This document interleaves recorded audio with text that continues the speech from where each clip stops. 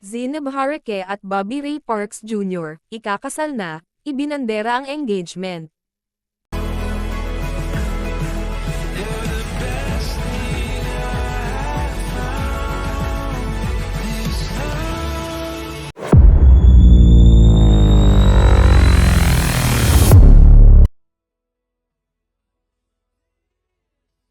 Next level ang relasyon ng vlogger na si Zineb Harake at basketball player na si Bobby Ray Parks Jr.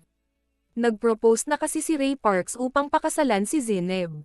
Ang nakakakilig na balita ay ibinandera ng couple sa kani-kanilang social media accounts. Sa Instagram ng vlogger, makikita ang ilang special moments sa naging engagement ng couple. Bukod sa pagluhod ng basketball player hawak ang isang box na may singsing, may mga kuha rin na naging emosyonal silang dalawa. May pictures din na kasama ng dalawang anak ni Zineb na sina Lucas at Bia na may dala pang bulaklak. Caption dyan ng celebrity mom, yes.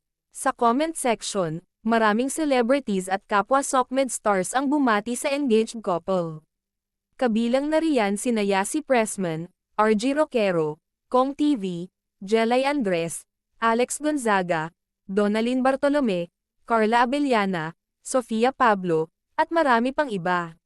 Say ni Jelay, "Thank you Daddy Ray sa pagpapasaya at pag-alaga kay ZNTU ZZOMGCs magkakatotoo na yung sabi ko sa'yo noon na kung sakali ikakasal kayo maging Korean ka OMG Zineb Parks love you both. Sobrang happy ko sa inyong dalawa. Congrats." Komento naman ni Alex, "God is good. So happy for the two of you." Saad naman ni Donalyn, "Finally. Congrats Ray and Zizzy." Kung matatandaan, June last year nang kumpirmahin ni Zineb sa programa ng Fast Talk with Boy Abunda na magjowa na sila ni Ray Parks. Tanong sa kanya ni Tito Boy, "Is Bobby Ray Parks your boyfriend?" Pag-amin agad ni Zineb, "Yes.